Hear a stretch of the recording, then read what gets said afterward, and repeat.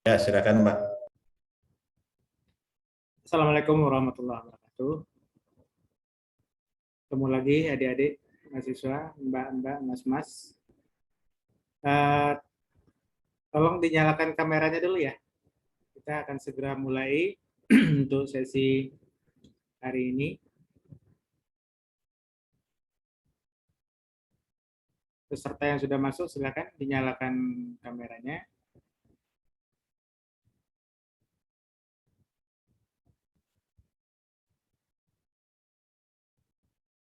Kita langsung mulai, Pak Nindyo ya. Terima kasih Pak Nindyo.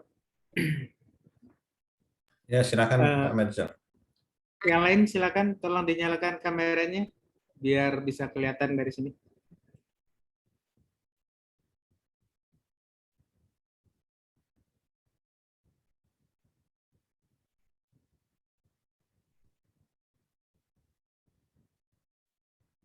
Mas Raden Abi Nur Saputra belum nyala. Mbak Fitri Suharyanti, Mas Muhammad Hasil, Mbak Dian Ayu,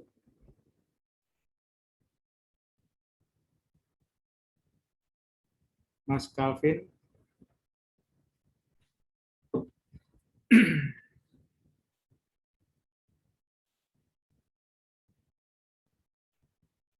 Mas Arul ini ya, tadi nggak kelihatan. Baiklah ya, sambil nunggu yang lain kita mulai saja karena waktunya juga sudah berjalan cukup lama. Mudah-mudahan yang lain segera bergabung. Katanya tadi error sehingga mungkin banyak yang belum bisa masuk. Pada kesempatan malam hari ini kita akan masuk ke materi analisis DAS. Analisis DAS terbagi 2 sesi, hari ini dan besok. Saya harapkan adik-adik sudah paham karena sudah mengikuti pelatihan ini dari awal, jadi secara bertahap kita tambah lagi gitu ilmunya, tambah lagi pemahamannya tentang materi yang sudah kami siapkan, sehingga nanti akan lebih mudah ketika sudah masuk ke materi inti, yaitu artis.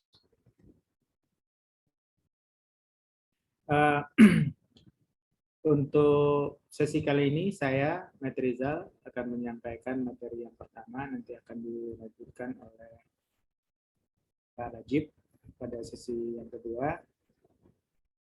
Materi yang sudah saya siapkan barangkali sudah sempat dibuka tadi.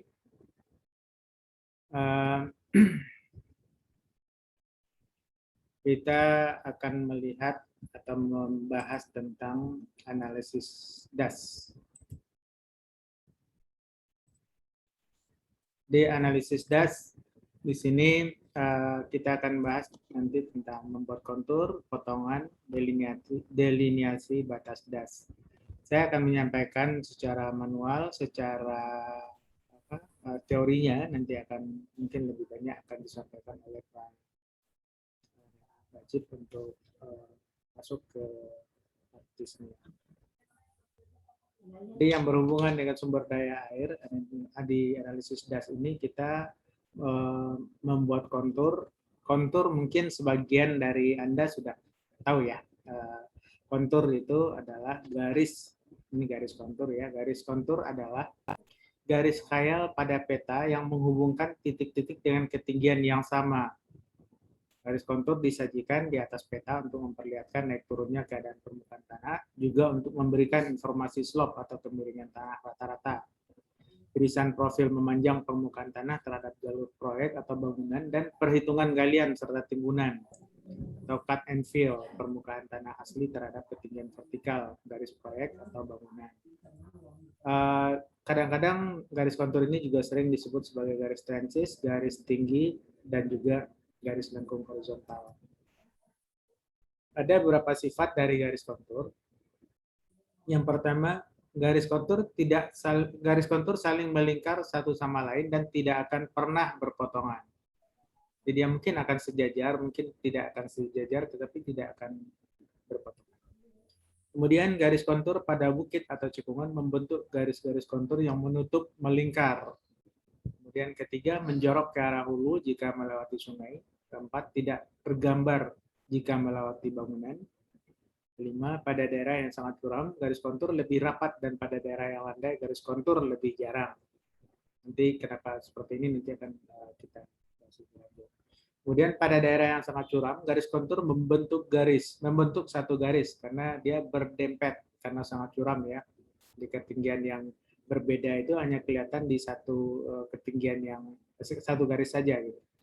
Kemudian yang ketujuh, garis kontur pada daerah yang sempit membentuk huruf V yang menghadap ke bagian yang lebih rendah, dan garis kontur pada punggung bukit yang tajam membentuk huruf V yang menghadap ke bagian yang lebih tinggi.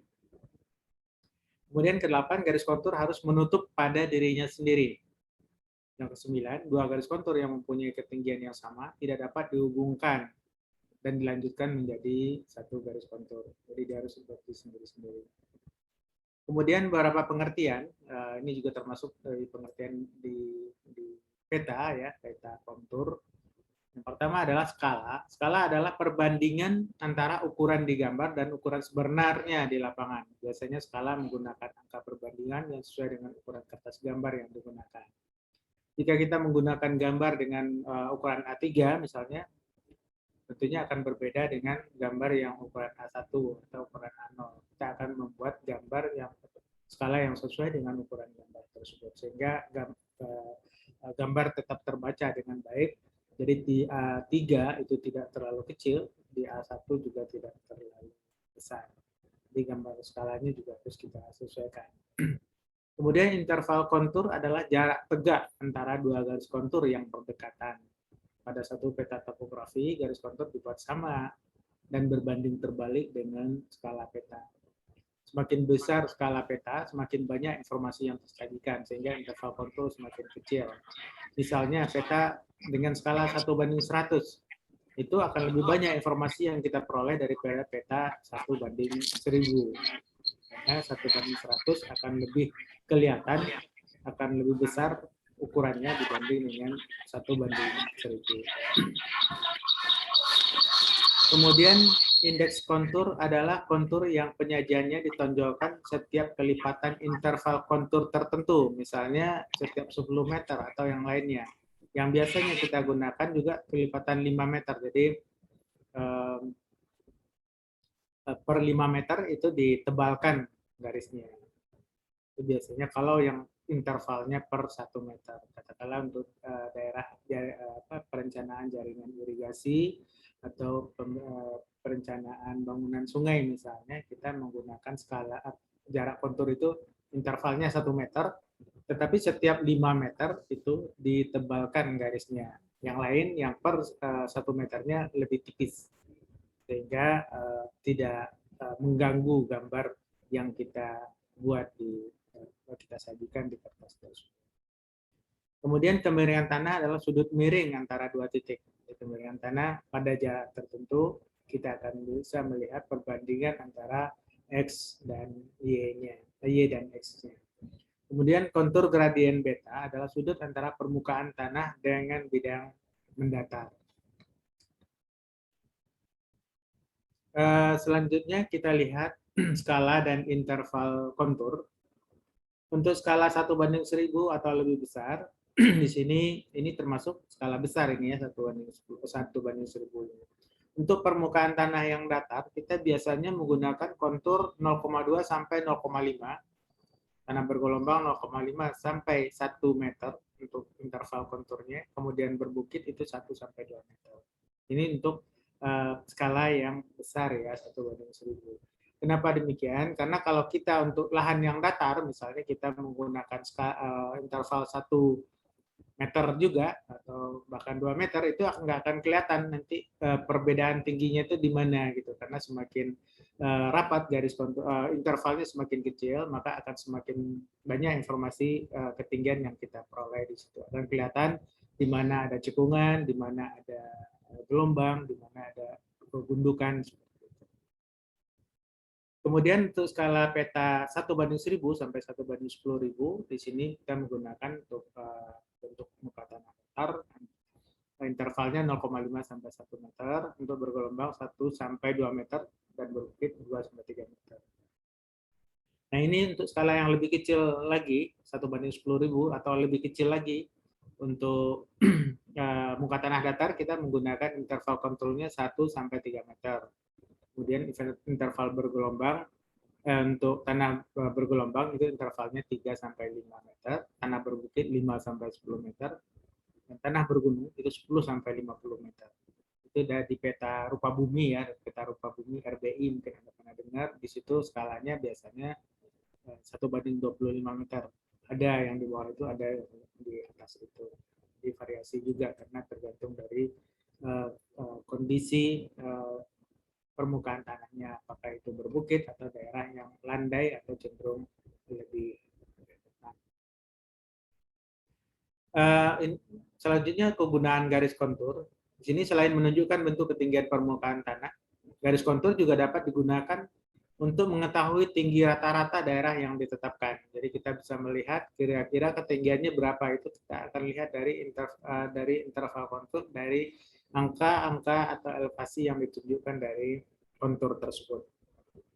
Kemudian mengetahui kelandaian daerah pemetaan. Bagaimana kita bisa tahu? Kita akan lihat kerapatan konturnya. Semakin rapat konturnya berarti lahannya semakin curam atau semakin kemiringannya semakin tinggi. Sementara untuk kelandaian, untuk interval kontur yang jaraknya lebih jauh, mungkin 1 meter, 2 meter seperti itu, tapi jaraknya cukup jauh, artinya dia lebih landai. Kemudian menentukan profil tanah. Bisa profil memanjang, longitudinal sections, antara dua tempat, atau sumbu rencana bangunan. Biasanya untuk perencanaan bangunan gedung misalnya ya, atau cek dam atau bangunan-bangunan. Kemudian menentukan batas-batas daerah pengaliran. Nah, ini juga sangat penting karena untuk daerah pengaliran yang mungkin daerah yang akan kita airi, kita akan mengalirkan air ke suatu areal tertentu, arealnya cukup luas.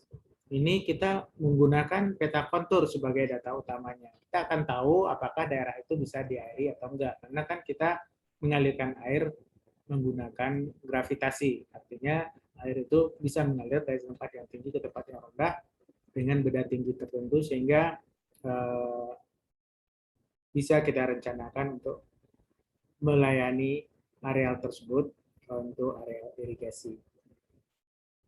Kemudian menghitung luas daerah genangan dan volume suatu bendungan. Nah, di sini juga kita akan lihat kalau suatu bendungan ya, daerah genangannya itu sudah ada peta konturnya, kita bisa menentukan dengan mengetahui elevasi dari mercu atau puncak bendungan tadi, pelimpahnya, kita akan bisa menarik garis yang sama tinggi dengan titik tadi itu. Berapa luasnya akan kita hitung dengan menghitung luasan dengan skala yang ada.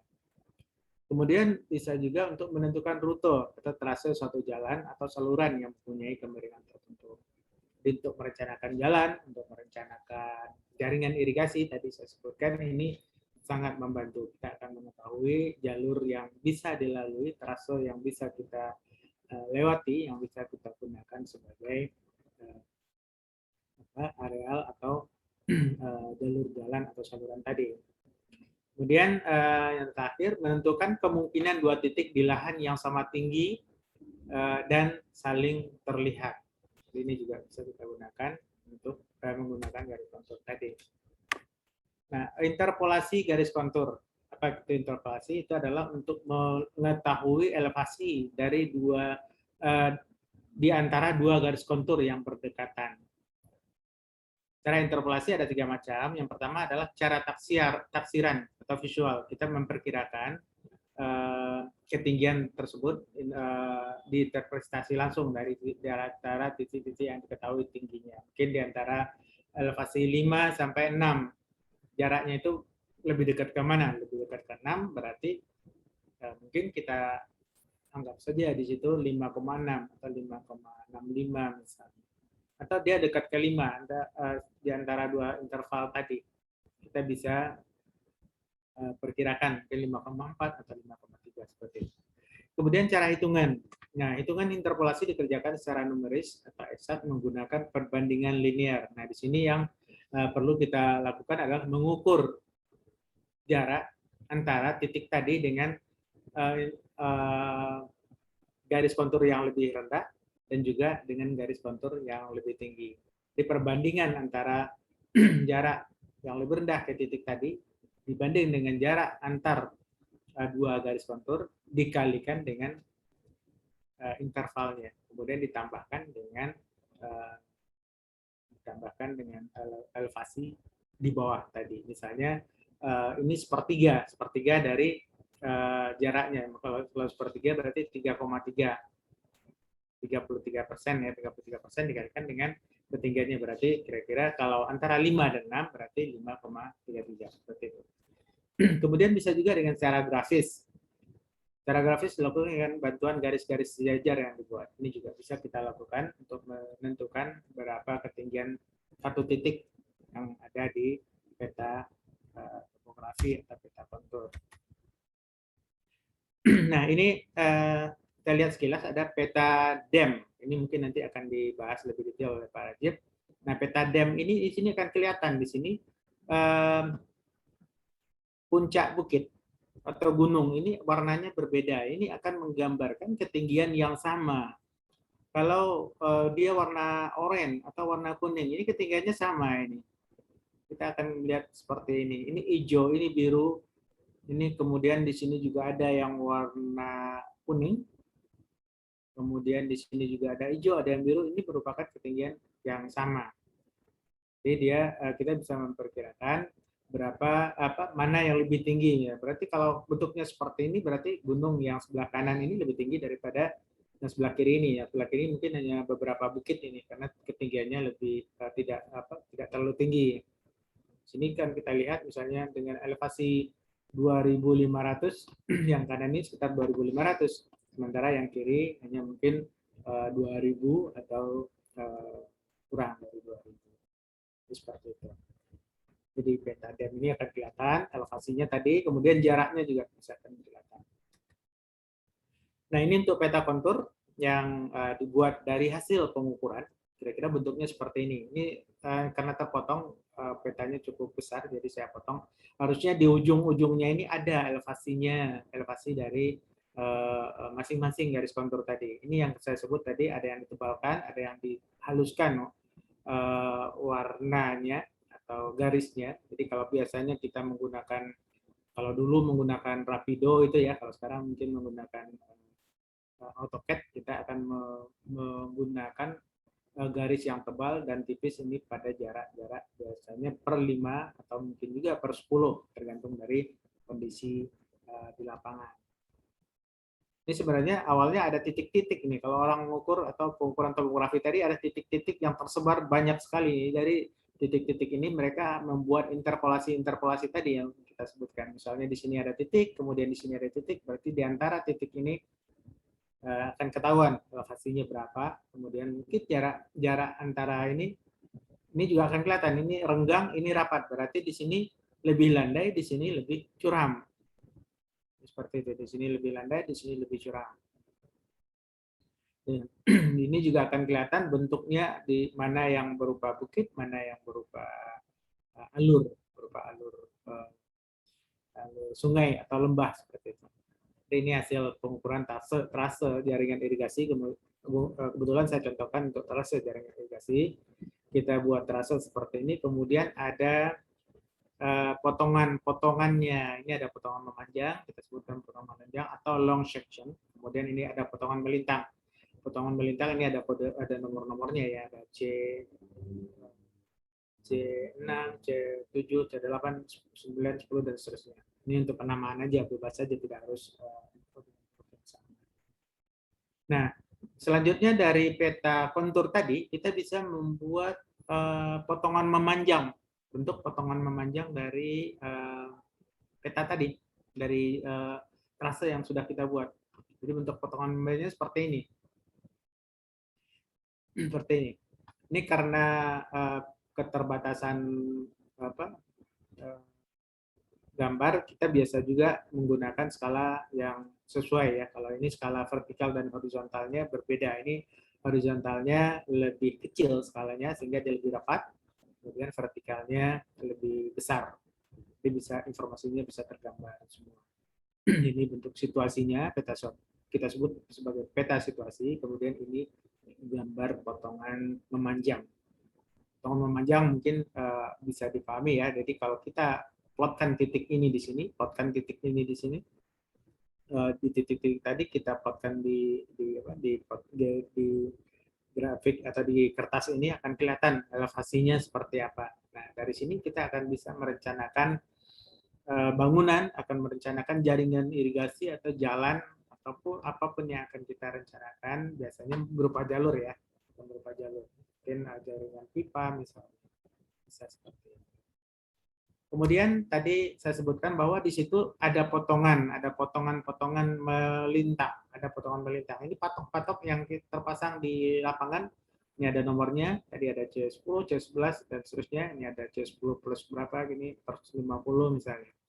Ini akan kelihatan potongan melintangnya seperti ini. Pengukurannya mungkin tidak perlu kita jelaskan secara detail juga karena ini menggunakan alat ya, alat teodolit, alat waterpass dan seterusnya. Kan kelihatan di sini bentuk melintang dari bangunan, dari permukaan tanah tadi. Jadi kalau misalnya kita merencanakan jaringan jalan atau merencanakan jaringan irigasi, misalnya ada saluran, di sini kita akan bisa mengetahui berapa luas permukaan yang harus berapa luas tanah yang harus kita gali. Misalnya di sini sudah ada rencana sekian, kita gali misalnya 5 meter persegi luasnya. Kemudian di sini kita gali juga, mungkin ini kecil, mungkin hanya 4 meter persegi. Kita akan bisa menghitung cut and fill tadi di depan, mungkin Anda masih ingat. Jadi berapa galian yang harus kita gali, tanah yang harus kita gali untuk perencanaan saluran di antara titik ini dengan titik ini. Misalnya C10 plus 50 misalnya. Ini akan ketahuan nanti volumenya dikali, apabila ini dikali dengan jarak. Misalnya di sini 5 meter, di sini 4 meter. Untuk menghitungnya tinggal menjumlahkan 4 meter tambah 5 meter dibagi 2 dikali dengan jarak antara dua cross section atau potongan melintang tadi. Demikian juga untuk yang di bawahnya. Itu akan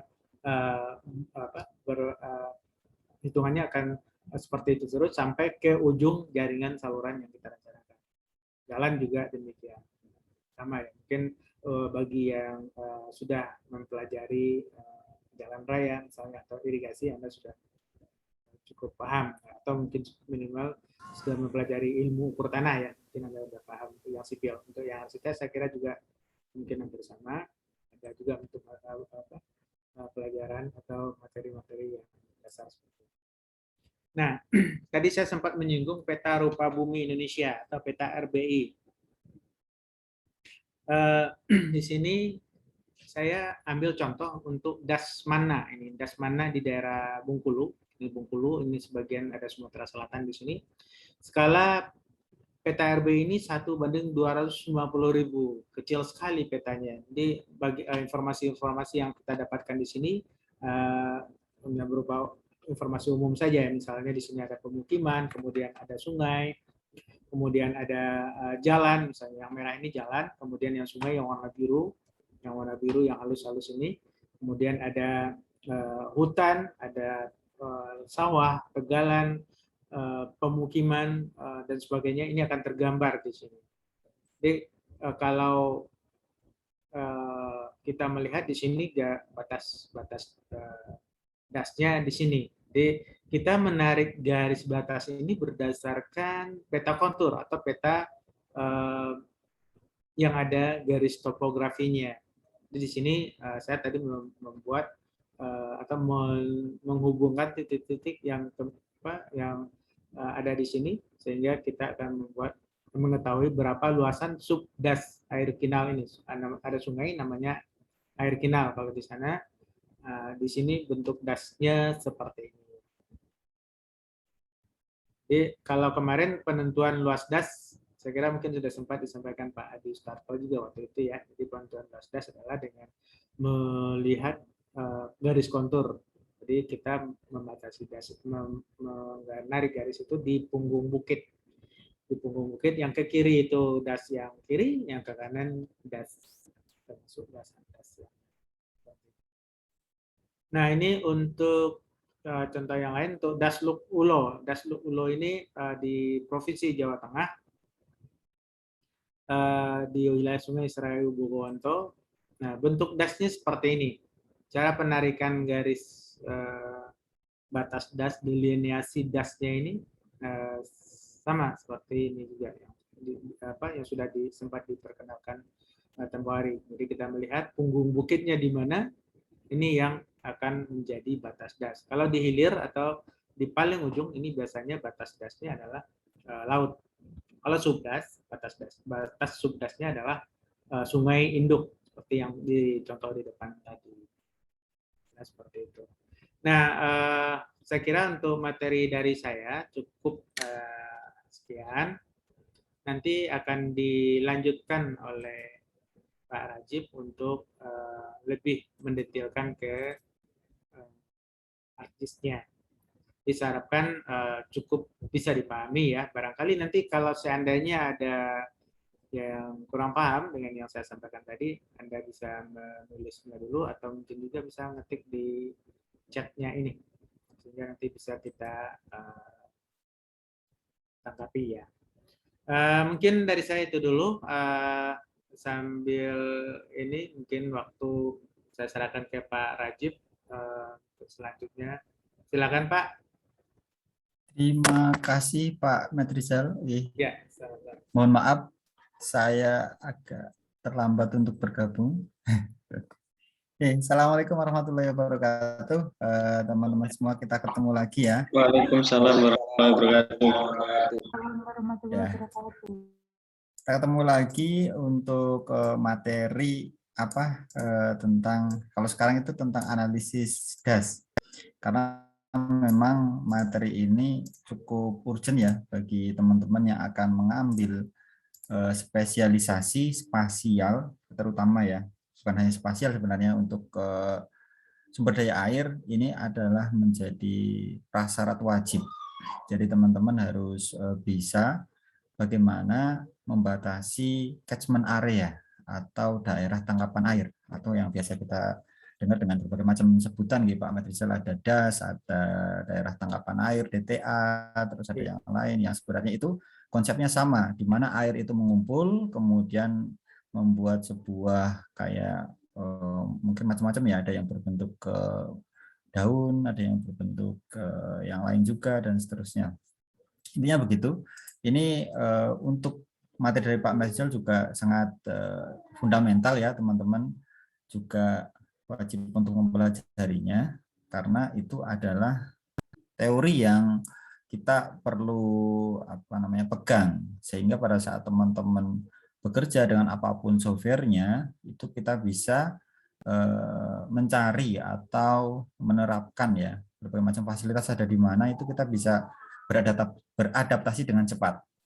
Oke, mungkin kita akan langsung masuk ke dalam materi. Sebentar. Oke, bisa kelihatan ya.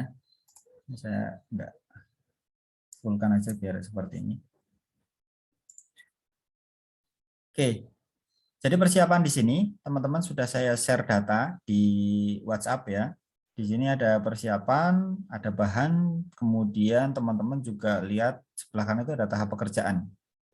Untuk bahan, kita di sini akan membuat berbagai macam analisis dengan studi kasus bendung. Di sini ada bendungan ya, bendungan di mana itu yang sedang dibangun. Nanti kita akan mencoba untuk membuat delineasi atau batasan dari das tersebut. Apa yang kita butuhkan? Pertama adalah titik lokasi bendung itu ada di mana. Kemudian yang kedua itu adalah data DEM ya, Digital Elevation Model.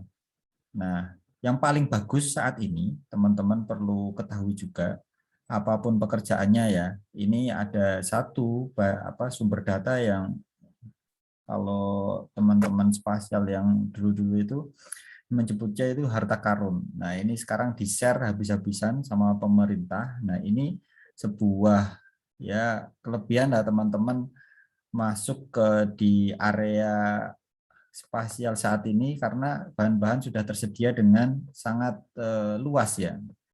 Di mana pemerintah itu menyebutnya dengan Demnas. Nah, ini sifatnya free, jadi gratis. Jadi teman-teman tinggal download, login dulu, daftar dan lain sebagainya. Ini gratis. Data ini paling bagus saat ini untuk Indonesia karena kalau kita teliti lebih lanjut, dia itu tingkat kedetailannya 8 sampai 9 meter ya. Jadi ini sangat-sangat bagus. Nah, ini lebih detail daripada kontur yang ada di RPI. Kalau RPI kan 12,5 ya. Ini 12 meter setengah. Nah, ini 8 sampai 9 meter. Jadi kita bisa menggunakan dengan lebih detail lagi. Walaupun kalau misalkan seperti yang dijelaskan oleh Pak Ahmad Rizal itu harus ada pengukuran lapangan kalau misalkan kita akan bekerja dengan kedetailan yang lebih bagus lagi. Nah, selanjutnya yang kita butuhkan apa? Ada di sini ada AOI atau Area of Interest atau batasan lokasi kajian. Karena Demnas ini kan sangat luas. Nah, ini perlu dipotong secukupnya. Jadi kalau kita misalkan cuma butuh sebagian, akan tetapi yang kita olah itu keseluruhan, maka ini akan memperberat proses yang akan teman-teman lakukan. Dan tentu saja akan memakan waktu yang lebih lama juga. Ini wasting time ya, buang-buang waktu ya. Tahapan pekerjaannya apa di sini? Ini saya sebutkan di sini pertama adalah memotong atau klip agar lokasinya tidak terlalu luas. Nanti kita bisa lihat pada saat di studi kasus di Randu Gunting ini ya. Saya ambilkan untuk lokasi di Randu Gunting itu ada di Jawa Tengah juga di Rembang sana. Rembang apa atau Blora ya? Nanti coba kita lihat. Ya agak-agak lupa di situ. Karena ada di perbatasan. Nah, kemudian langkah selanjutnya adalah membuat kontur. Ini nanti ada kontur interval, intervalnya mau berapa, nanti kita bisa atur. Jadi teman-teman bisa memilih mau konturnya rapat atau renggang dan sebagainya. Ini akan sangat memungkinkan pada saat kita menggunakan ASIS ini. Kemudian ada ini sebenarnya kalau yang lain itu fardu ain, ini fardu kifayah ya. Jadi artinya kalau misalkan teman-teman nggak melakukan tahapan membuat hillside ini nggak masalah karena ini dalam rangka mempercantik peta biar kita bisa melihat mana pegunungan mana ini lebih jelas. Kemudian membuat sungai, dua di bawah ini adalah wajib ya, membuat sungai atau arah alirannya, kemudian membuat batasan atau catchment area atau DAS dan DTA-nya. Oke. Semoga bisa dipahami. Nah, ini saya ambilkan kata kunci untuk diketikkan di search ya. Saya juga tidak hafal untuk dia tuh bagiannya itu ada di bagian mana. Jadi saya lebih merekomendasikan untuk menulis kata kunci di fasilitas pencarian yang ada di ArcGIS. Ini ada fill, flow direction, flow accumulation, kemudian ada raster to calculator, kemudian raster to polyline ya. Jadi intinya di sini kita akan mengisi sel-sel yang ada di dalam Demnas itu biar datanya itu tidak terlalu kalau ada outlier ya. Jadi dalam artian itu data yang ekstrim ya. Jadi data-data yang biasanya kan memang ada yang seperti itu. Jadi ada yang terlalu karena kesalahan dari alat bisa juga atau memang datanya itu memang demikian. Jadi ada yang ketinggiannya tiba-tiba tidak biasa gitu. Jadi dengan fasilitas ini akan membuat itu lebih logis untuk diolah selanjutnya. Kemudian ada flow direction, ini adalah arah aliran, flow accumulation ini adalah akumulasi dari aliran itu. Kemudian ada raster to calculator ini untuk menentukan di mana sih lokasi-lokasi itu bertemu. Jadi ini lebih mendetilkan lagi. Oh ternyata ada di lokasi ini biasanya paling rendah di antara sekitarnya.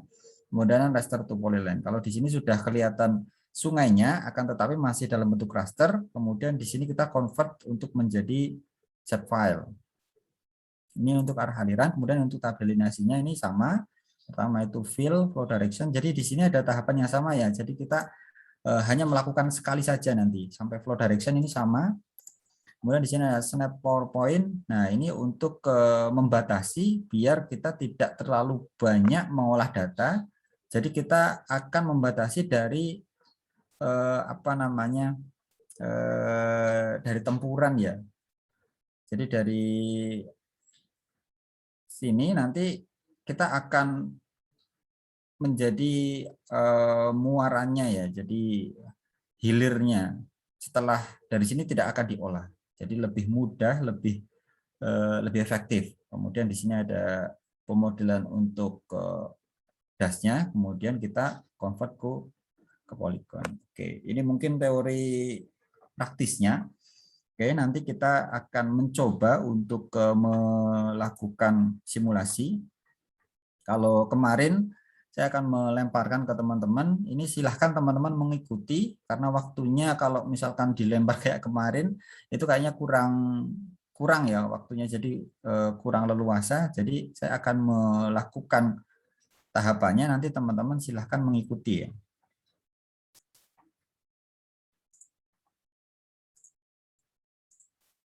Oke, jadi di sini saya sudah menyiapkan bahan-bahannya. Oke, di sini yang saya bagikan itu adalah DEM yang sudah saya potong.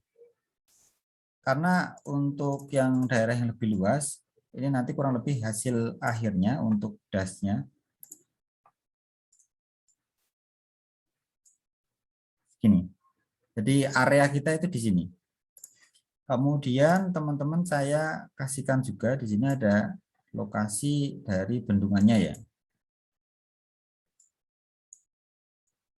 Oh sorry, ini saya ada di sini, tetapi bendungannya ada di bagian depan.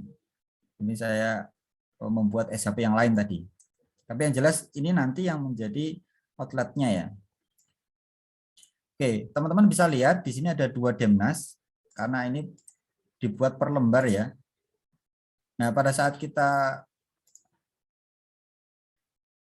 ada di perbatasan semacam ini, maka kita harus mengambil dari lokasi yang ini. Jadi ini ambil sedikit, ini ambil sedikit. Nah, kita bisa membuat SHP baru. Teman-teman sudah belajar sebelumnya bagaimana cara membuat SHP baru. Nah, misalkan kita akan membuat SHP baru. Ini kita AOI gitu ya. Biasanya teman-teman kalau melakukan project itu biasanya sudah diberikan AOI-nya, area of interest-nya itu dari pemberi kerja. Nah, katakanlah ini sudah dikasih dengan batasan yang sekian. Ini hasil dari apa namanya? Biasanya kayak gini tuh jarang yang lengkap, tapi kita anggap bahwa ini ada informasi semacam itu, tetapi bentuknya kayak kemarin. Jadi bentuknya print-printan, kemudian di-scan gitu ya. Karena itu kita ambil aja untuk areanya.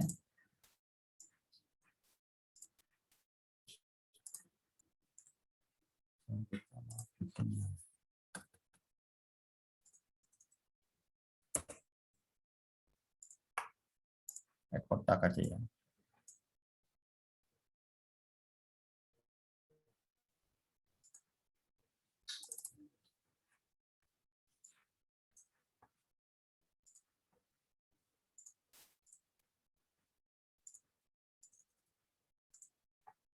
Kalau kita punya AOI sebesar ini, tapi ini sepertinya terlalu mepet ya.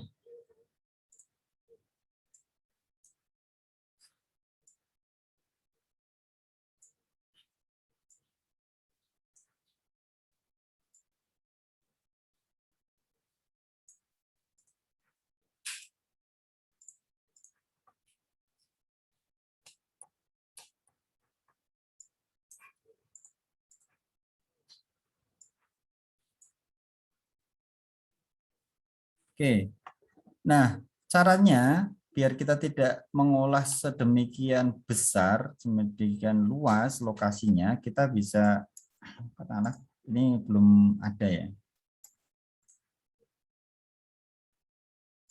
Ini kelihatan ketutup nggak di layar teman-teman semua? Oke. Terus. Oke, misalkan ini adalah lokasinya, kemudian ini adalah bendungnya. Dan kelihatan. Nah, ini bendungnya, jadi kita punya area yang akan kita olah, kita kecilkan gitu. Caranya kita bisa pakai klik ya. Nah, klip di sini kita bisa cari yang raster, ekstrak raster, spatial analysis.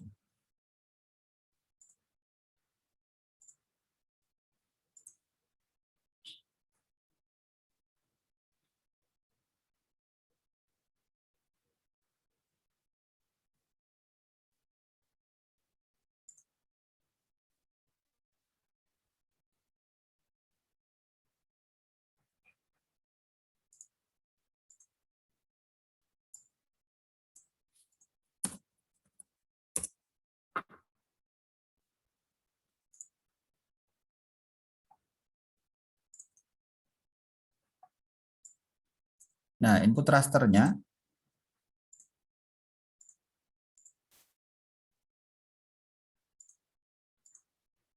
harus digabung dulu.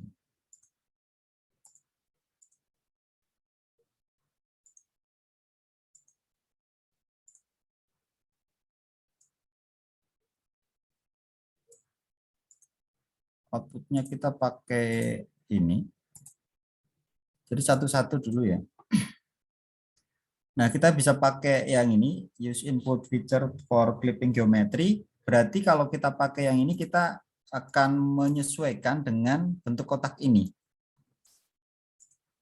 Kalau misalkan bentuknya apa namanya, feature-nya semacam ini,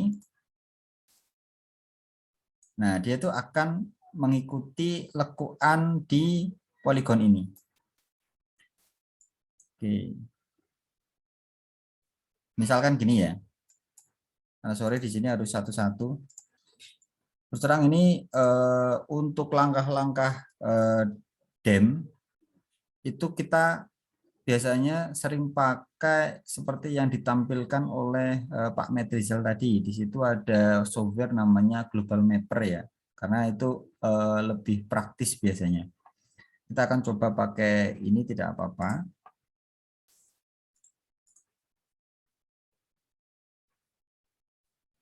Oke, ini tadi yang 0.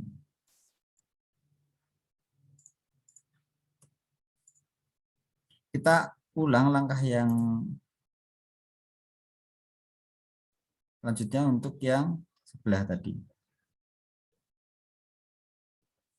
Oke. Jadi lokasi yang akan kita olah itu kita akan jadikan lebih apa namanya, lebih kecil ya. Jadi kalau yang tadi ini DEM-nya satu sheet itu ya lumayan ini. Kalau kita share juga satunya 40 mega, padahal yang kita butuhkan cuma area kecil. Jadi kita akan mengolah apa namanya, seluas ini. Nah, ini kita datanya nanti gabungkan. Oke, jadi nanti setelah kita gabungkan, teman-teman akan dapatkan area yang sudah diberikan ini. Kurang lebih gitu. Nah, untuk penggabungannya kita skip dulu karena akan kehabisan waktu nanti ya. Kita pakai, intinya kita memotong. Nah, kemudian di sini teman-teman dapat areanya ya, walaupun nggak begitu persis nggak apa-apa. Ini dapat ini lokasi bendung, kemudian dapat lokasi DEM yang sudah diperkecil untuk luasannya. Oke, setelah itu kita lihat langkah selanjutnya. Di sini kita akan membuat kontur di sini. Oke, konturnya di sini cukup mudah sebenarnya kalau misalkan teman-teman pernah mencoba ya.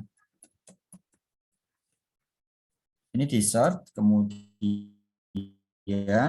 kita lihat yang ada beberapa pilihan, pilih yang spatial analis. Kita masukkan untuk rasternya, oke, tentukan lokasi output penyimpanannya. Ini saya biarkan aja. Nanti teman-teman kalau misalkan mau memindah, ini bisa pakai lokasi di folder ini, kemudian tentukan lokasinya di mana. Nah, ini kontur intervalnya silahkan teman-teman bisa masukkan. Semakin kecil angkanya, itu akan semakin rapat ya. Nah, misalkan kita kasih angka 100 ya. Jadi antara interval satu dan interval lain itu 100 meter beda tingginya.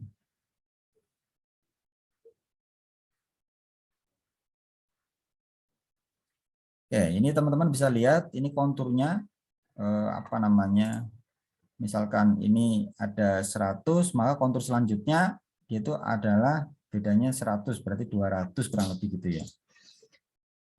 Nah, misalkan kita pakai yang lebih kecil angkanya, misalkan 25 gitu.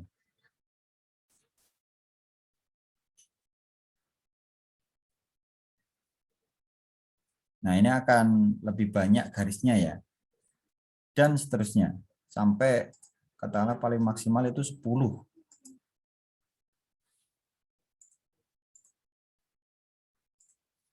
Coba kita kasih 10.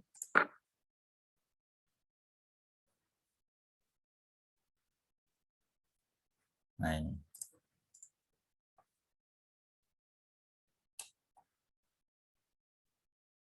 Seperti yang dijelaskan oleh Pak Metrizal, jadi semakin rapat antara garis satu dan garis lain, itu menunjukkan bahwa lokasi tersebut adalah lokasi yang curam.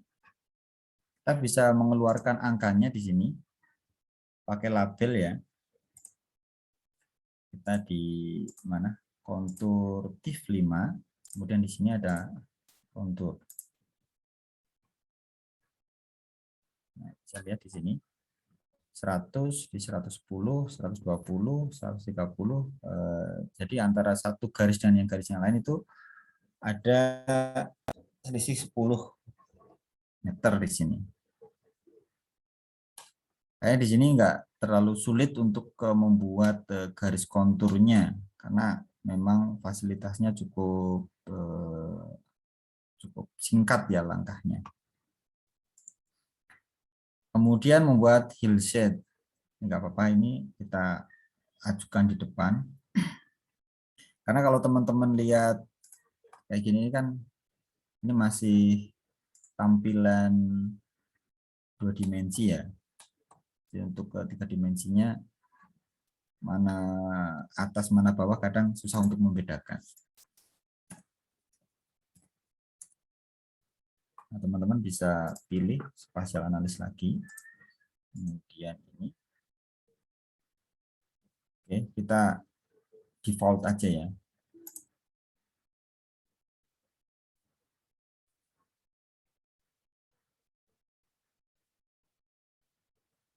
Oke. Ini bisa teman-teman lihat dari yang ada di depan bahwa mana daerah yang lebih tinggi, mana daerah lebih rendah, ini akan kelihatan ya. Mana punggungan, mana yang lembah di sini. Nah, teman-teman pada saat memiliki data DEM ini sebenarnya bisa diubah untuk pewarnaannya. Ini kan ada color ya, color rank. Kita pilih yang ini. Ini menandakan bahwa ketinggian yang lebih rendah itu warnanya akan berubah menjadi hijau. Kemudian yang sedang itu kuning, yang paling tinggi ini warnanya semakin merah. Nah, kita punya tampilan 3 dimensi hillside ini. Kita kemarin sudah mengaktifkan untuk efek ya. Nah, kita arahkan ke hillside div ini. Nah, kemudian kita transparansikan naik. agak tinggi di sini di atas 50%. Dan kelihatan gini.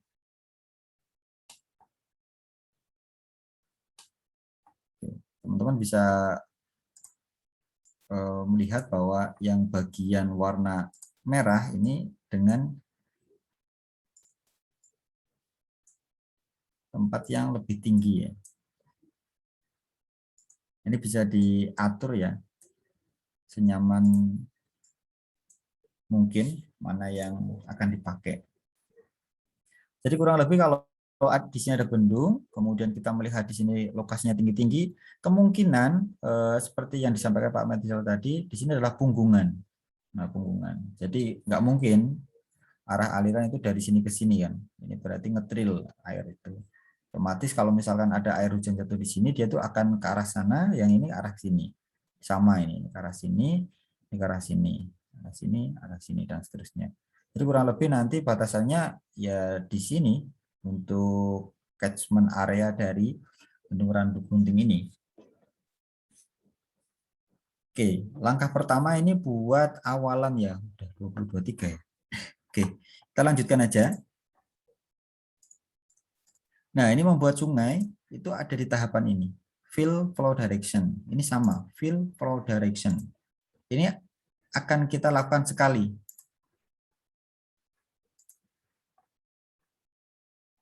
Oke. Kita bisa searching di sini. Fill. Nah, kita pilih yang ini. Teman-teman coba di apa namanya? Catat ya, untuk fill di sini itu masuk di spatial analis. Nah, kemudian di sini ada hidrologi. Memang nanti akan kita pakai banyak di sini hidrologi. Ada fill, ada flow direction ya, kemudian ada watershed juga di sini.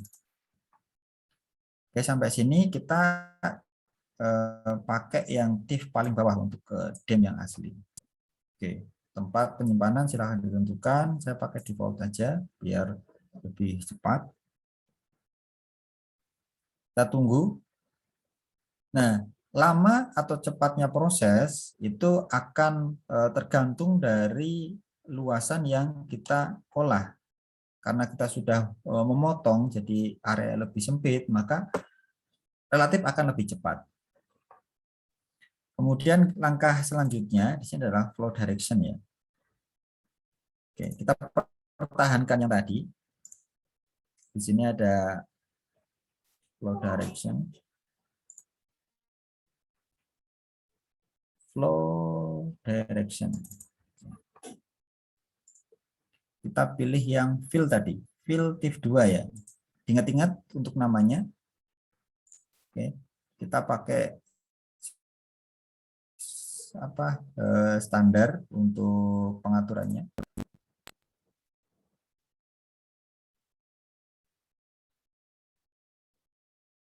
Nah, ini sudah kelihatan ya. Jadi arah alirannya ini ke sini, ini ke sini, ini ke sini, ini ke sini, dan seterusnya itu akan kelihatan. Jadi dengan warna yang sama, dia itu adalah bidang yang akan mengalirkan air. Airnya itu apa namanya, sama itu. Arah alirannya akan ke sini, nggak mungkin dari sini nyebrang ke sana itu. Gampangnya gitu. Ini kalau teman-teman gabungkan dengan hillset yang tadi, ini juga akan kelihatan. Jadi nanti bisa ini ya, bisa dimainkan juga apa saja yang bisa teman-teman lakukan dengan ini. Mana yang memudahkan untuk analisis itu silahkan untuk di apa namanya, dikombinasikan. Oke, selanjutnya setelah flow direction itu adalah flow accumulation ya.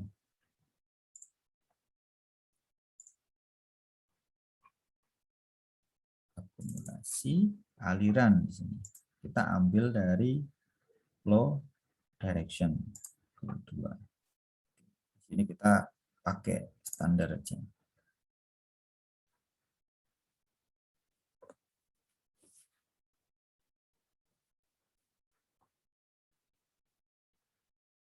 Oke, di sini teman-teman bisa melihat bahwa ini adalah lokasi bendung, kemudian ada beberapa garis-garis di sini. Ini adalah apa namanya, tempat bertemunya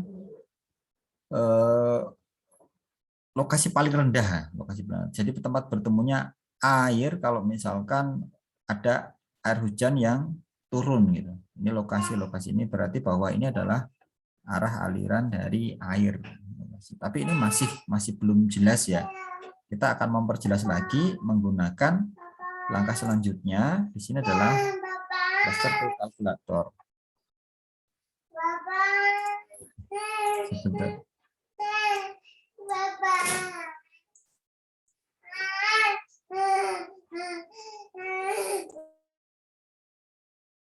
Maaf sebentar waktu ya.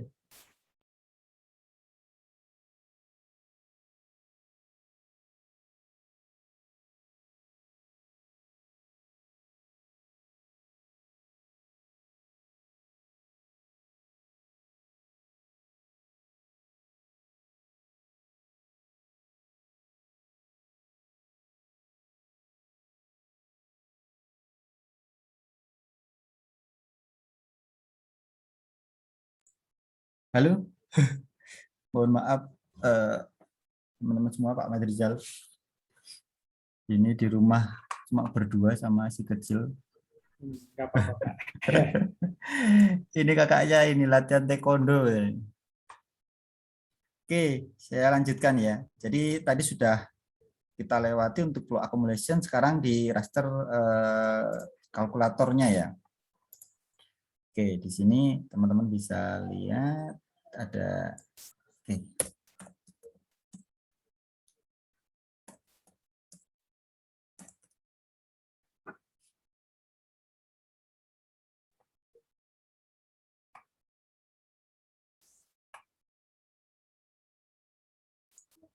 Sorry, kata kuncinya ini. Kita masih di spatial analis. Kemudian sorry, ini raster kalkulator ini yang masuk di sini. Teman-teman catat ya nanti. Mohon maaf ini belum ada catatannya. Jadi harapannya teman-teman mencatat untuk lokasi-lokasinya. Kalkulator. Nah, di sini kita cari yang flow akumulasi di sini. Flow akumulasi flow 2 di sini lebih dari sama dengan katakanlah berapa ini? 100 lah. Artinya apa? Ini adalah isi atau value dari masing-masing pixel yang ada di DAM ini, flow accumulation ini. Jadi kita akan mengumpulkan apa namanya, nilai-nilai yang ada di flow accumulation ini untuk raster-rasternya. Jadi akan dikumpulkan di satu tempat. Jadi ada 0 dan ada yang berisi value-nya nanti. Oke, kita langsung coba aja ya.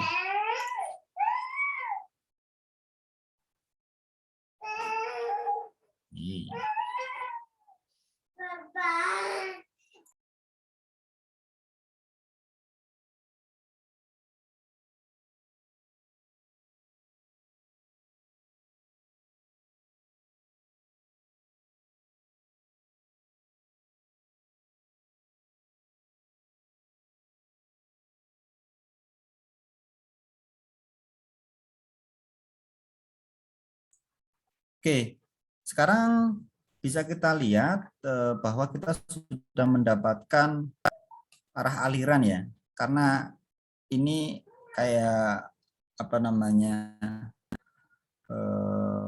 membuat sebuah pemodelan bahwa ini 0 dan 1. Jadi kalau 0 datanya ini ya udah ini kosong aja. Kalau misalkan 1 berarti di situ ada tempat berkumpul dari air. Nah, teman-teman di sini ini kita sudah mendapatkan arah aliran. Langkah selanjutnya kita membuat data ini menjadi data vektor biar kita bisa mengolahnya. Kita bisa menambahkan untuk berbagai macam atributnya dan sebagainya. Oke. Jadi to polyline kan?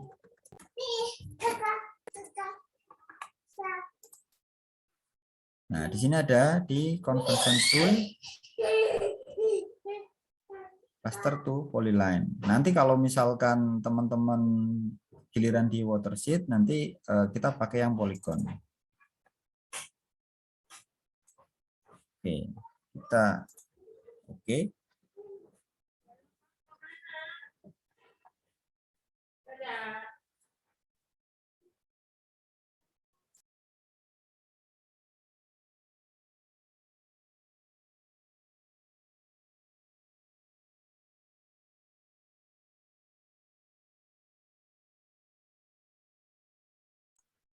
Oke, teman-teman bisa lihat bahwa kita sudah punya sungai ya di sini.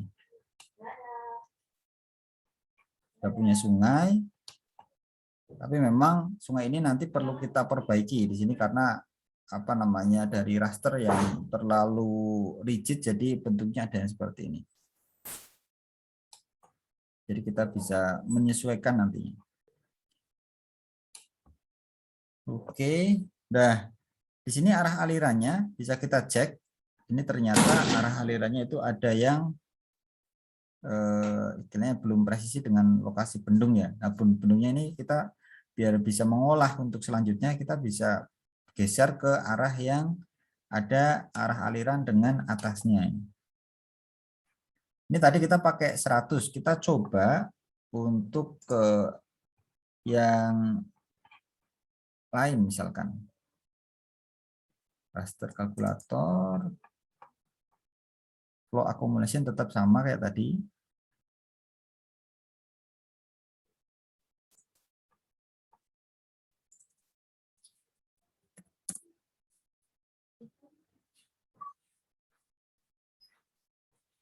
Coba angkanya kita perkecil ya.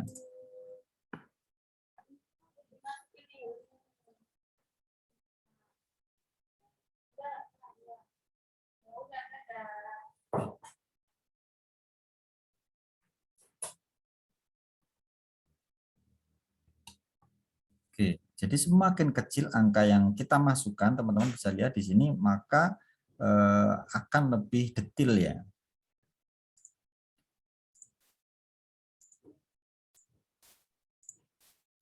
Oke, biar kita coba untuk masukkan angka yang lebih besar. Jadi kayak gini kadang kita harus sering mencoba.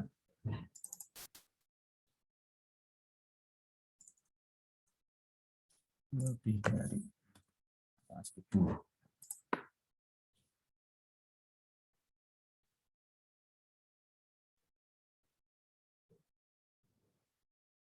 Nah.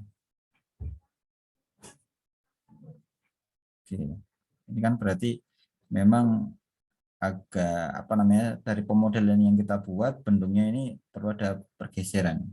Karena memang bangunan bendung itu kan nggak tepat ada di titik paling rendah dari sebuah sungai ya. Kadang dia itu memanjang, jadi membendung, jadi nggak di satu titik. Tapi untuk pengambilan dari koordinatnya mungkin ada di ujung satunya. Oke, karena itu kita start untuk memindahkan lokasinya ini biar tepat ada di aliran tersebut. Oke. Langkah selanjutnya apa setelah kita sudah menentukannya? Oh ya, kita convert dulu untuk yang ini. Kita coba pakai yang simple aja ya.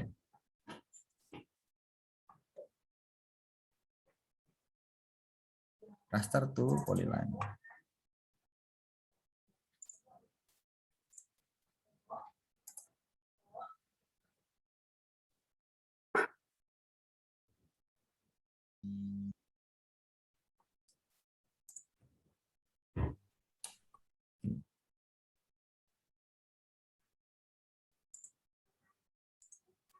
Nah, kita sudah punya. Kemudian teman-teman di sini ada langkah yang mungkin akan kita lakukan nanti setelah kita masuk ke tahapan delineasi.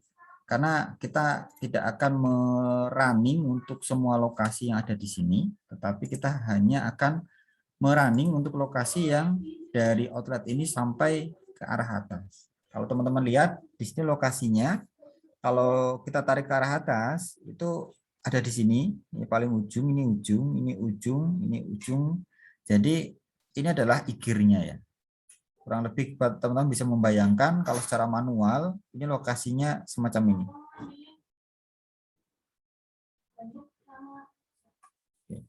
Jadi misalnya kita gambar inilah. Ini ngasal ya.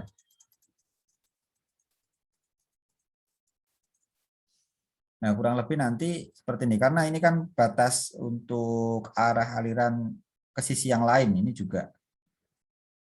Nah, kurang lebih batasnya nanti seperti ini. Oke, sampai di sini moga-moga bisa diikuti ya.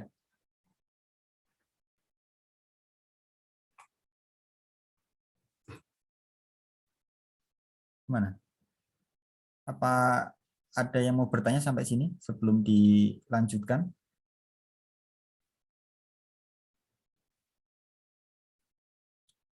Wah, tenang, malam apa nih? Malam Sabtu.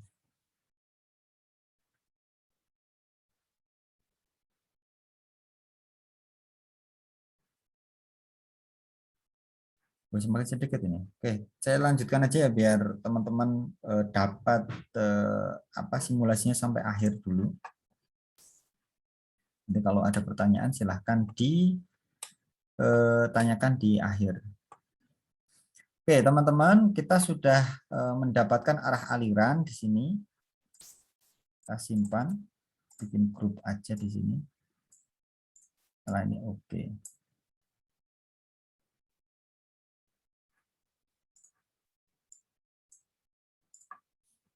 Ini data akhir Sungai Randu Ding. Kita remove aja. Oke, ada teman-teman bertanya, jadi saya grup aja di sini untuk processingnya.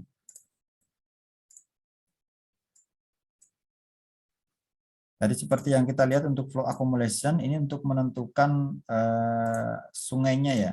Jadi di sini ada flow direction masih kita tetap pakai, kemudian ada fill tentunya sudah selesai ya. Jadi dari sini kalau teman-teman bisa lihat di sini ada fill, flow direction, kemudian ada snap PowerPoint ya.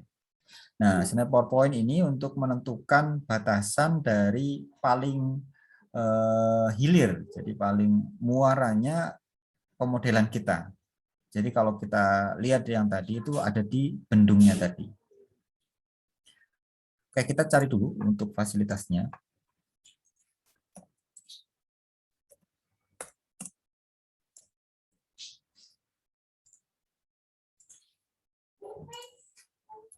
Semoga tulisannya betul ya. Snap PowerPoint. Oke, kita ambil untuk input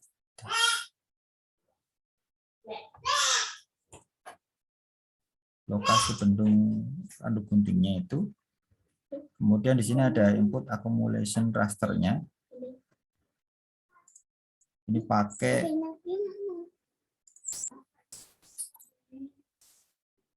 bentar flow direction. Ini pakai di sini ya. Karena yang kita pakai itu di sini flow direction untuk inputnya. Dan coba kita running.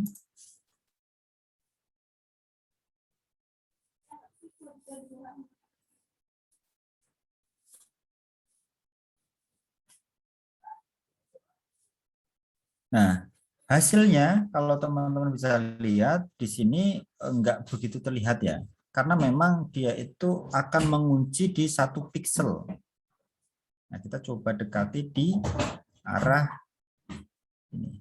Nah, ini adalah pixel yang dikunci sebagai akhir dari apa namanya muaranya ya. Jadi ada akhir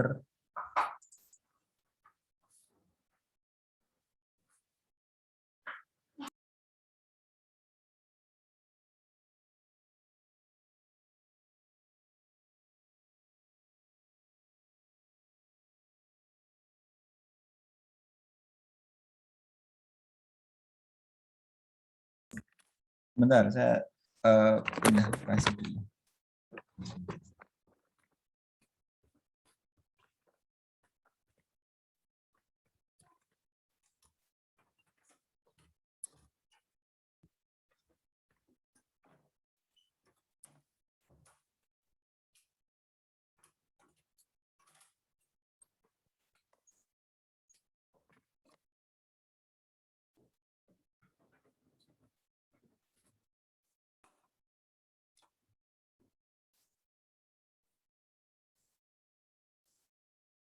Oke, mohon maaf. Jadi untuk yang tahapan snap PowerPoint ini, kita akan mengunci untuk ujungnya ya, ujung dari dashnya. Jadi ini cuma 1 pixel memang yang kita yang kita kunci di sini. Jadi kalau setelah ini ke sana ada arah aliran lagi, kita tidak proses. Itu inti dari snap PowerPoint ini. Kemudian langkah selanjutnya adalah kita akan terakhir nih watershed sebelum kita masukkan ke kita convert ke SHP-nya. Teman-teman bisa cek di katalog ini karena yang kebuka ini di toolbox-nya hidrologi. Hidrologi. Nah, di paling bawah ini ada watershed. Nah, yang kita pakai itu adalah bahan dari snap PowerPoint ini. Ini adalah flow direction-nya ya.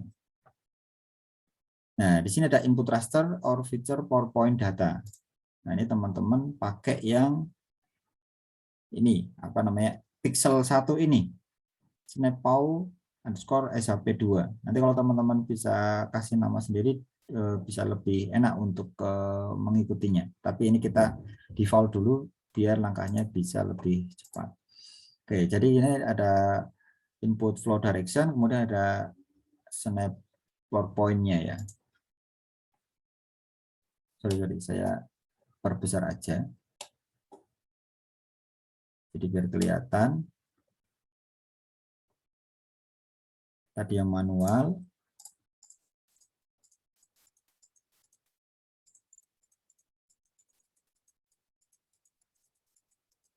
Kita bandingkan dengan yang otomatis. Kurang lebih ini batasan manualnya. Dengan kita membuat definisi das itu menjadi operasional ya. Jadi dibatasi oleh gear ini gearnya.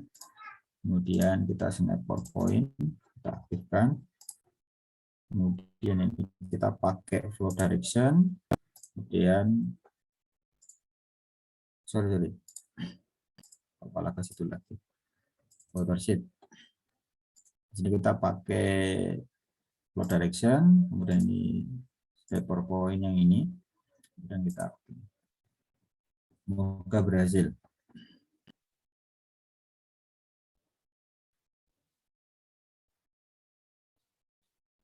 Oke, teman-teman bisa lihat sekarang kita sudah mendapatkan untuk area dari randu gunting. Jadi pada saat kita membuat bendungan randu gunting di sini, maka area yang menyuplai air itu batasannya itu adalah di warna hitam ini. Jadi warna hitam ini adalah warna yang menyuplai air yang ada di randu gunting nanti. Jadi kalau misalkan kita membuat program yang ada di luar sini, ini tidak ada dampaknya kepada yang ada di area das ini. Nah, kita bisa lihat batasan manual kita ganti dengan warna merah. Kurang lebih mirip ya. Jadi kalau teman-teman sudah mendapatkan konsepnya, fundamentalnya, kemudian teman-teman aplikasikan, ini kurang lebih ya kalau keliru ya nggak terlalu belandang lah, nggak terlalu banyak kesalahannya. Bisa kita lihat di sini ya hampir sama ya lokasi-lokasinya di sini. Oke, langkah terakhir kita konversi. polygon. Ini kan feature to polygon. Nah, sama aja. Coba bisa enggak? Sorry, bukan sama aja. Raster.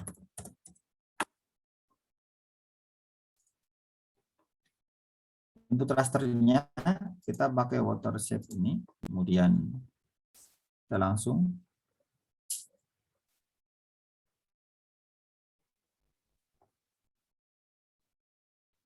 kita masukkan ke hasilnya di sini.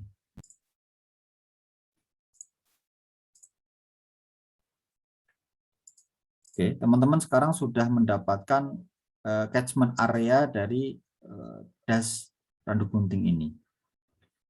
Oke. Nah, ini 24/8 ya. Sebenarnya saya ingin menyajikan sebuah analisis yang yang ada di silabus kita, yaitu kita membuat sebuah Thyssen polygon ya. Jadi mana saja data-data dari stasiun yang bisa kita dapat olah di sini. Sorry. Oke, kalau teman-teman mau melakukan finishing di sini, atau ini di wheelsetnya dinaikkan juga bisa.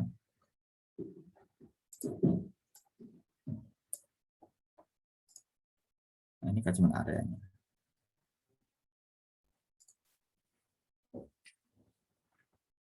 Baik, sampai di sini ada pertanyaan?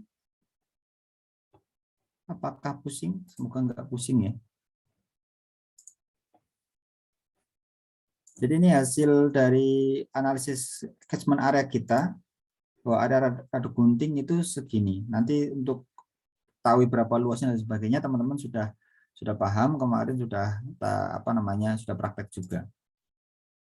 Oke, mungkin terakhir ini saya manfaatkan 10 menit untuk masuk di Thyssen ya. Thyssen. Jadi sebelum teman-teman membuat polygon Thyssen, di sini harus ada koordinat stasiun hujannya. Oke, sebentar. Saya keluarkan untuk koordinat stasiun hujannya. Sambil saya cari, mungkin teman-teman kalau misalkan ada yang mau tanya, silahkan.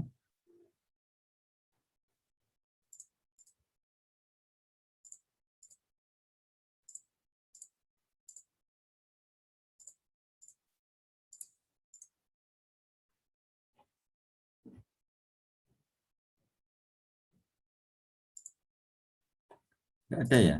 Semoga ya tidak ada tapi memahami ya. Jangan tidak ada terus bablas. Oke, ini saya tampilkan share screen. Ini ada lokasi stasiun hujan ya.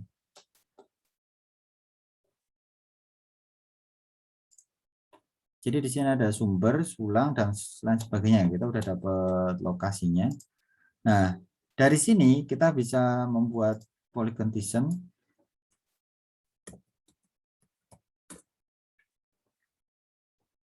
Ini ada beberapa, teman-teman bisa pilih ya.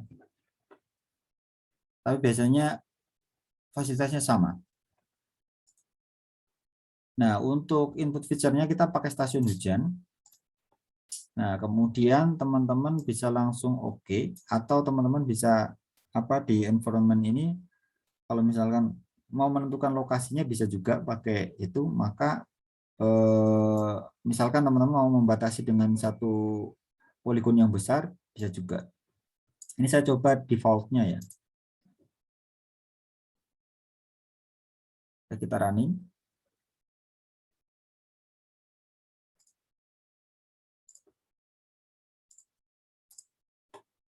Nah, teman-teman bisa lihat di layar, setelah kita melakukan analisis menggunakan polygon Thyssen di sini, maka kita bisa melihat di depan, terlihat ya, bahwa untuk lokasi kajian kita, itu yang paling berpengaruh adalah stasiun dari Japah sini. Nah, teman-teman bisa mencari sebanyak-banyaknya data di Universitas Jepang, misalkan 10 tahun, 20 tahun, 30 tahun, 100 tahun, dan seterusnya, ya. Sebanyak mungkin gitu kan. Nah, ada sebagian kecil yang terpengaruh dari todanan. Todanan itu dapat terlihat kecil, Pak. Nah, sebenarnya di sini ada sumber ya, sumber ada di ujung. Akan tetapi teman-teman bisa mengabaikan untuk yang sumber ini karena ya supply-nya sumber kan cuma sedikit banget ya. Gini, ini pun langsung masuk ke bendungan. Nah, kalau misalkan di sini ada todanan ini walaupun ada di ujung tetapi nanti akan punya apa namanya track si aliran sungai yang cukup jauh juga. Kemudian Japah ini yang paling menentukan di sini. Gitu. Untuk pemodelan das di sini kita sudah belajar bagaimana kita membuat apa namanya sungai dari dam, kemudian kita bisa melihat bagaimana proses untuk pembatasan dasnya, kontur yang di awal tadi, kemudian membuat hillset tampilan 3 dimensinya. Nah, mungkin dari situ ada yang mau ditanyakan atau Pak Medrizal mau ada yang ditambahkan? Sebelum ini masih ada 6 menit. Alhamdulillah sudah tersampaikan untuk materinya. Kalau dari saya cukup kelihatannya Pak.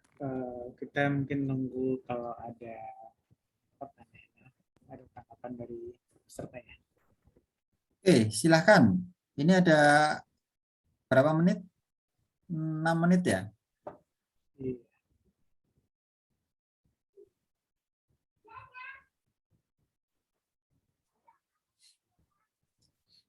Kayaknya ada mayem ini Pak Medrizal sudah moga-moga Iya, sudah ini, Pak. bisa mengikuti.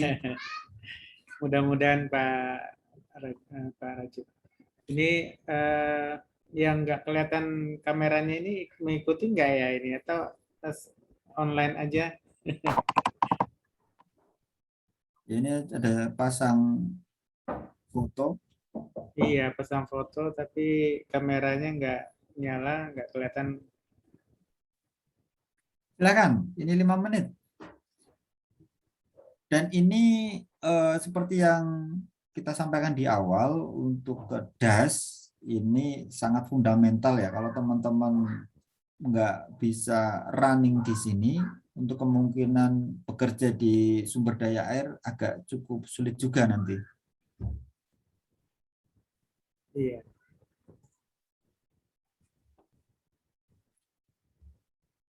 Silakan 5 menit. Nanti sampai 21.00 gitu ya Pak Mirza. Kalau pun nanti ada yang bertanya kita ya juga harus segera mengakhiri. Iya Pak.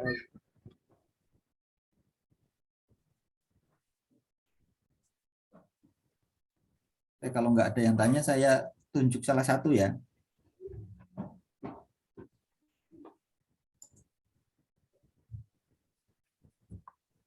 Bentar ini Fitri Suharyanti ini ada nggak? Ahmad Bagus Rifai, Dewi Talita, Topan Kuku. Hadir, Pak. Apa nih off cam? Hadir, Pak. Oke. Gimana Topan Kuku? Coba direview dari awal. Mana yang dipahami, mana yang belum dipahami.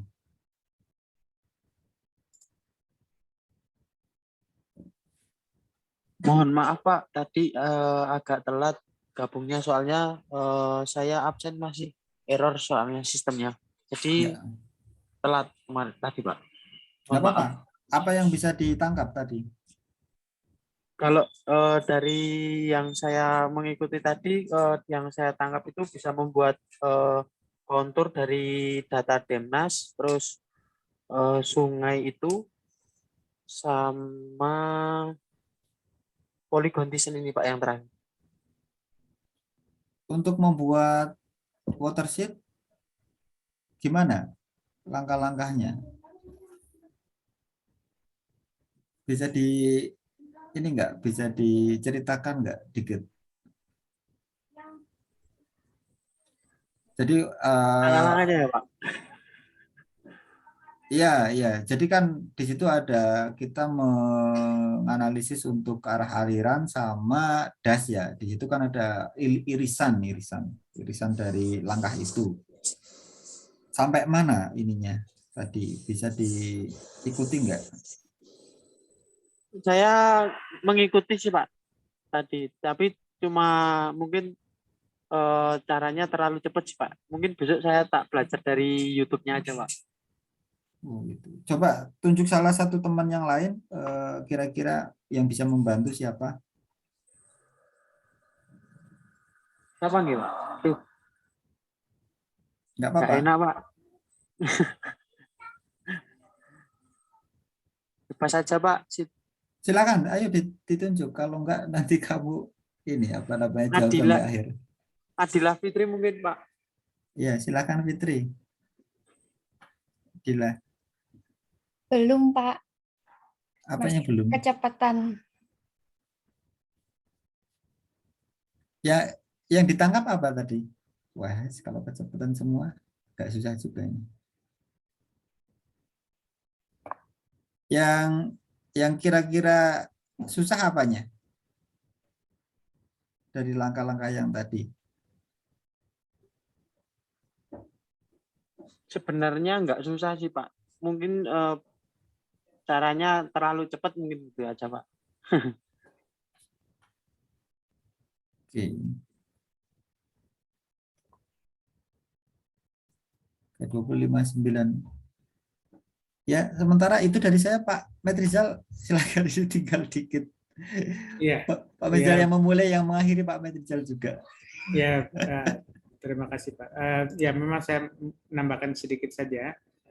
Tadi Pak Rajib juga sudah menyampaikan untuk membentuk potongan kontur Pak ya dari Ya. Tadem juga bisa dilakukan. Nah, mungkin tadi saya agak cenderung ke perencanaan jalan, perencanaan irigasi seperti itu. Kita biasanya juga berhubungan dengan sumber daya air juga ya, untuk perencanaan jaringan pipa misalnya, pipa air bersih. Kita biasanya tidak terlalu mementingkan untuk naik turunnya, asal itu posisinya itu tidak antara ujung hulu dan hilirnya itu sulit sih, tinggi energinya cukup gitu. Asal dia juga pipanya tidak naik melebihi dari tinggi energinya di perjalanan. Jadi di situ kita nggak perlu mengukur atau melakukan pengukuran topografi secara detail kalau untuk jaringan pipa. Berbeda dengan jaringan irigasi, di mana kita mengalirkan air dengan gravitasi. Mungkin itu aja tambahannya. Silakan Pak Rajib, mungkin ada tambahan atau gimana? Oke.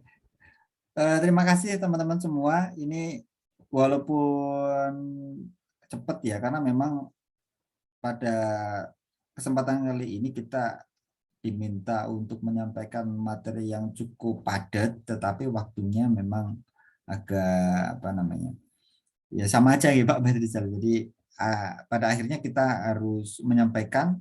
Jadi teman-teman nanti mungkin kayak yang disampaikan Kukuh tadi, coba lihat lagi yang bagian apa namanya YouTube-nya itu, karena seperti yang kemarin teman-teman sudah lakukan, nanti ada yang namanya uji kompetensi yang tahap kedua, dan itu lebih ke pemodelan. Kalau kemarin masih dasar, nah teman-teman harus melampauinya, jadi harus bisa melakukan untuk kompetensi dasar itu. Nah, nanti untuk kompetensi yang kedua ini teman-teman silahkan untuk mencoba ya, bahan-bahan sudah saya sampaikan. Mungkin yang belum itu nanti saya susulkan itu stasiun hujan. Oke, jadi di sini saya dengan Pak Metrizal walaupun seolah mau menunjuk gitu ya, tetapi ini jangan dianggap sebagai sebuah jebakan, tetapi dengan satu apa namanya ruangan kayak gini kita punya interaksi dua arah, itu akan semakin bagus sebenarnya dalam penyampaian materi, karena pada saat teman-teman memberikan tanggapan bahwa Pak terlalu cepat, Pak terlalu lambat, atau yang lain bahwa kita belum paham di sini, berarti teman-teman mengikuti. Dan itu nanti akan teman-teman bawa ke depannya, karena di dunia kerja, saya sendiri background saya bukan dari sipil ya, jadi pada saat saya terjun ke dunia teman-teman sipil di sumber daya air, ini memang fundamental semacam ini akan terus dipakai dimanapun proyek yang teman-teman lakukan, misalkan ada di drainase, mungkin tadi ada di perpipaan, misalkan ada di jalan, kemudian ada di tempat-tempat yang lain juga, karena tiap tempat itu pasti ada catchment area, dan catchment area itu pasti harus dianalisis, karena kalau misalkan nggak dianalisis, nanti teman-teman merencanakan sebuah katakanlah perumahan atau yang lain, itu nggak ada airnya ya sama aja. Nah, harapannya untuk ke bidang sipil ini kan memang ya untuk sipil ya, untuk masyarakat ya. Jadi kalau teman-teman merencanakan untuk ke diri sendiri dan tidak memperhatikan lingkungan, nanti nggak akan berhasil programnya. Oke, mungkin demikian. Ini sudah telat 3 menit untuk mengakhiri. Mungkin dari saya dan Pak Medrizal, kalau misalkan ada hal-hal yang kurang berkenan, kita mohon untuk dimaafkan, dan kita akan ketemu lagi di lain kesempatan. Saya tutup langsung mungkin Pak Medrizal. Ya, silakan Pak. Terima kasih. Assalamualaikum warahmatullahi wabarakatuh. Waalaikumsalam. Waalaikumsalam warahmatullahi wabarakatuh. Terima kasih, Pak. Ya, sama-sama.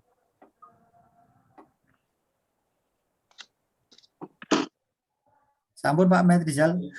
Ya, terima kasih Pak. Di situ jam berapa ini Pak? Jam 10. Jam 10. Saya kemarin dari Kupang juga kayaknya waktunya itu di sana cepat banget. Kan sama-sama Wita kan. Iya. Ini sudah di Jogja lagi sekarang. Masih di dalam. Iya. Kamu udah keluar? Kering banget di sana Pak. Di Kota Kupang ya, di daerah mana Pak kemarin? Di Kota Kupang, tapi kita ada keliling-keliling sebentar itu di kabupaten juga. Karena sebenarnya ada di 22 kabupaten kota, kan, tetapi kan kita belum bisa mobile gitu kan. Di Gorontalo ya Pak ya? Iya, di Kabupaten Gonegulango, provinsinya Gorontalo. Sebelah kira-kira setengah jam dari kota.